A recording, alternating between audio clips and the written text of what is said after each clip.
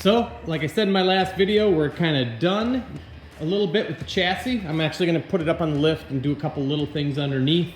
But that is pretty much set. So now we're going to jump back to the body. So kind of cleaned up in the shop just a little bit. Still some junk floating around, but tried to get things cleaned up a little bit. So definitely flip the tub over. Here's how I did that.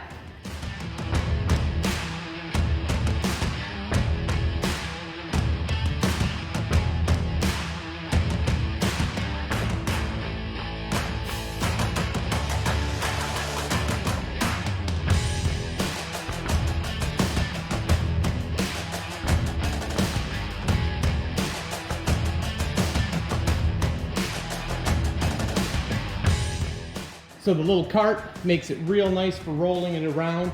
The cart is kind of small, but I did do a couple things with it. I put these little blocks so that it can't slide completely off. It's between the wheel wells in the back, so it can't slide off over there. Put some plywood in, not only to stiffen it up, but also so stuff like that bolt right there that I'm missing. You know, when that falls out, then I can find it a little bit easier possibly. Basically the whole back of the tub was done already, so I don't really have a lot to do on the back, and that's the other reason that I stopped it right here, because most of my work is going to be right here in the floor sections. I'm just kind of working out where the hatch panel is going to go, because I'm going to go ahead and build it myself.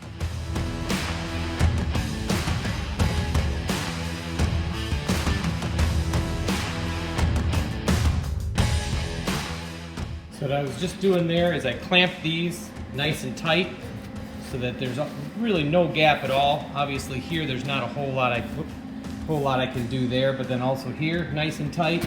Clamped them. I had already pre-drilled them from the back and then just plug welded that. That's nice. 11 gauge is what that is that we built it out of.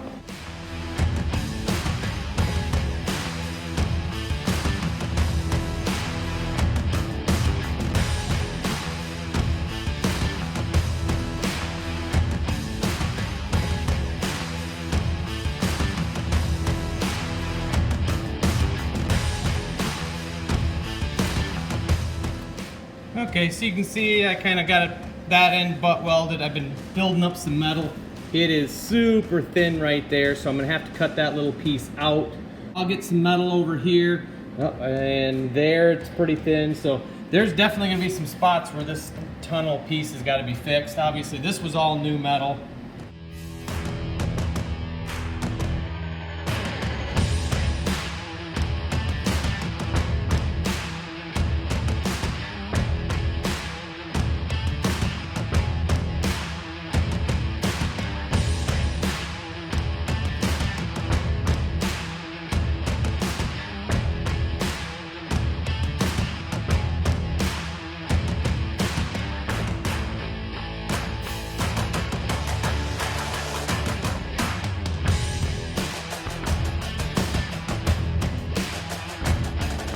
I bent up the hat channel that I'm going to make for the floor section. Unfortunately, maybe you can see it in my little video, my brake looks pretty good on the one end, and then you go to the other end, which is when in the middle of the brake, my brake tipped over and I think it's out of adjustment. And so I got to get in there and make some adjustments, but I think that I can use most of what's on the one end where it seems like it stayed pretty tight. So we'll see how this goes.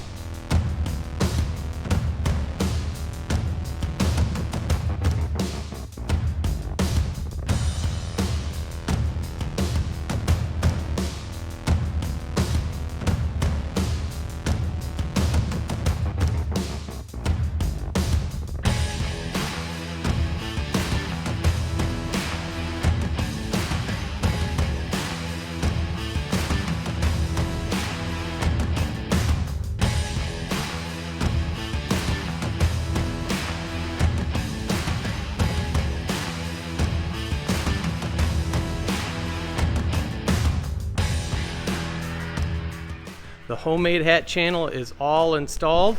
Like I said, I still have to make the little hump that goes between them, but all the body mounts do fall. You can still see I got lines drawn in for where the frame is, and so each one of those actually hits right on the outriggers. So they are probably not 100% factory. In fact, I'll guarantee that, but they do land where they need to be, and they look, I think, pretty respectable. So have to do a little bit more welding, a little bit more cleanup, but there is the hat channel in. Gonna make that little transition piece that goes between. So went over and bent up a little piece. Gonna try to hammer it down in there and see if I can get it correct, and hopefully it kind of lands and looks all right. That's what I'm shooting for. Looks all right. So here we go.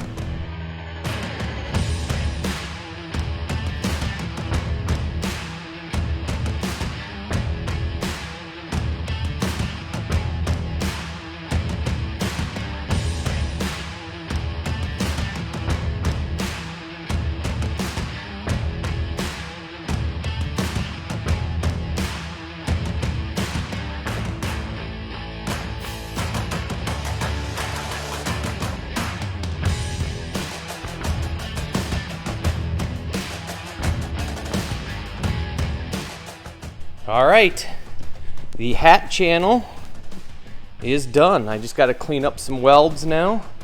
There's my little transition piece. And so what I did here, and sorry, I had done a time-lapse video of it, and apparently I didn't actually do that. So I put little slits in, like little pies, and depending on which side I wanted to make it, so I wanted to try to keep, the steel as solid as possible. So up here, I just did a little cutout here and here.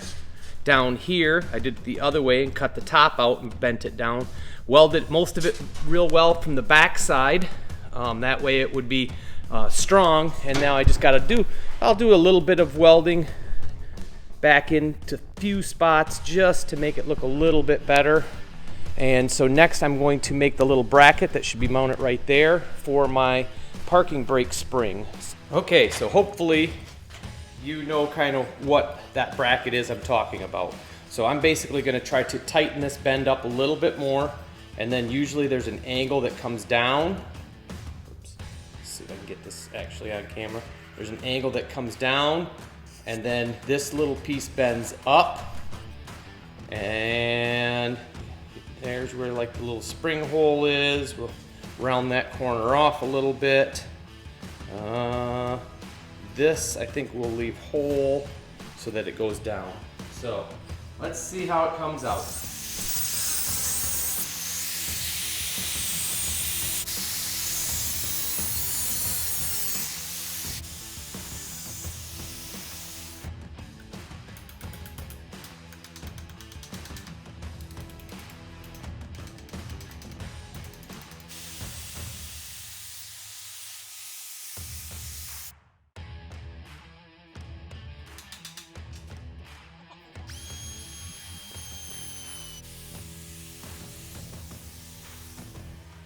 Okay, there it is. Hopefully you can kind of see it.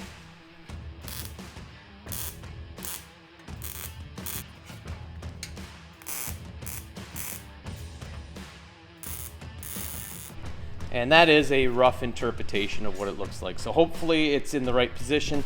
I think it might be a pinch too short. It seems like they're a little bit taller, but I think it'll be all right. Okay, so I just cut that pretty good sized chunk out of the firewall. Now normally up that high there wouldn't be any rust or anything, and there wasn't.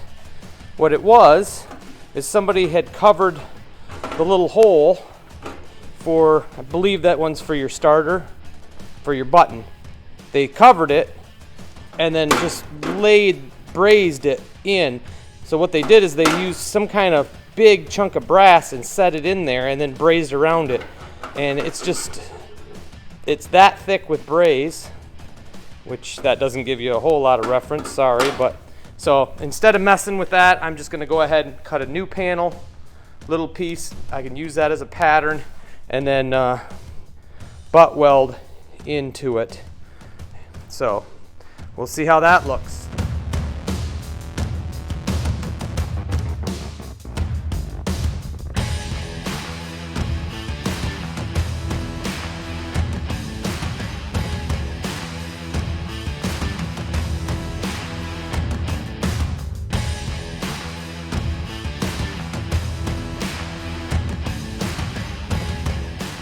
Okay guys, it is as complete as it's gonna be.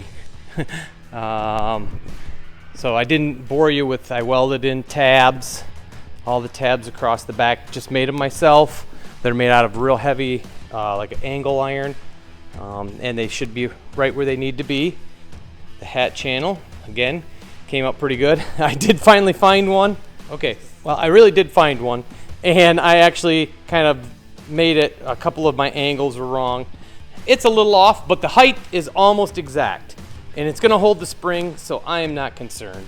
So that came out pretty good. The firewall, lots of patches on there in this section through here. Down there, well, you can see there was a big one there and several holes there.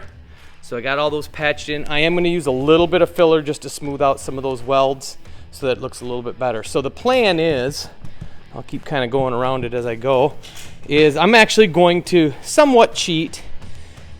I've completely wiped this. I'm going to seam seal the whole bottom, and then I'm going to roller and brush paint the bottom with the same color that I'm going to use on the rest of the Jeep.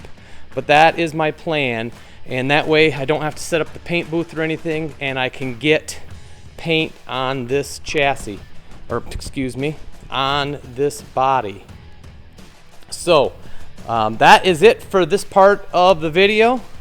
I will bring you along for the painting, and because that's going to be next. So I hope you enjoyed the video. If there was any details about the body that you wanted to see, please let me know. And I'm going to try to throw in just a few, like stuff like this is all in now. Other things like the little brackets and the supports on the sides, those are all welded. And I got everything that's going to be coming through on the bottom all welded. You can see there's the seat brackets. Here's that little side panel L bracket. You can see there where it's welded in as well. So everything that's touching the floors should be done. And again, this is not a perfect restoration of a Jeep. I just want it to be solid and to look pretty good, and I hope it does. So let me know in your comments. Thanks again for watching. If you like it, hit that, and if you like watching all of them, hit the subscribe. I got other stuff coming, and thanks again.